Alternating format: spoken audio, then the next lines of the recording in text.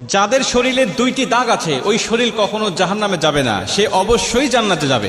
হাদিসটি সহিহ তিরমিজির 1669 নম্বর হাদিস এবং সহিহ আত-তারগিবের 1376 নম্বর হাদিস।